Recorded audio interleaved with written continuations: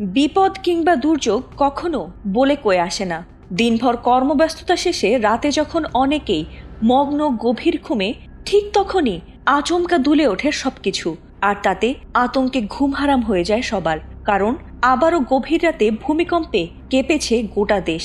গত 21 নভেম্বর থেকে যেন ধারাবাহিকভাবে দেশে ভূমিকম্প হওয়ায় আতঙ্ক নিয়েই দিনরাত কাটছে দেশবাসীর।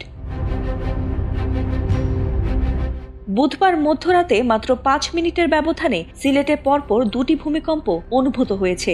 প্রথম ভূমিকম্পটি ছিল রাত 2টা 20 মিনিট 31 সেকেন্ডে। এরপর রাত 2টা 25 মিনিট 14 সেকেন্ডে দ্বিতীয়বারের মতো কেঁপে ওঠে সিলেট। ভারতের ভূমিকম্প পর্যবেক্ষণ কেন্দ্র ন্যাশনাল সেন্টার ফর সিসমোলজি এসব তথ্য নিশ্চিত করেছে।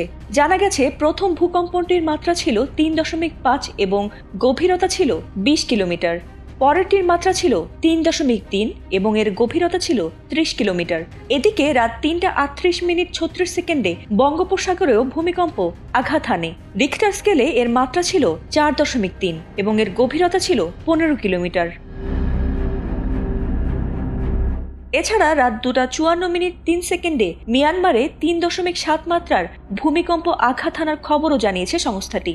সেই ভূমিকম্পের উৎপত্তিস্থল ছিল মিয়ানমারের উত্তর মান্দালয় থেকে 6 কিলোমিটার দূরে। এর আগে রাজধানীতে গত 4 ডিসেম্বর ভোর 6টা 15 মিনিটে একটি মৃদু ভূমিকম্প অনুভূত হয়।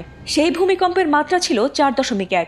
যদিও এ ঘটনায় সাধারণ মানুষ আতঙ্কিত হলেও এখনো পর্যন্ত কোনো ক্ষয়ক্ষতির খবর পাওয়া যায়নি। স্থানীয় প্রশাসন ও ভূমিকম্প বিশেষজ্ঞরা পরিস্থিতি পর্যবেক্ষণে রেখেছেন।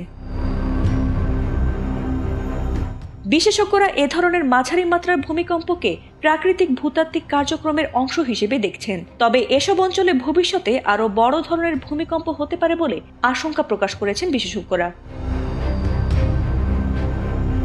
ফাতিমা সুলতানা, এটিএন বাংলা।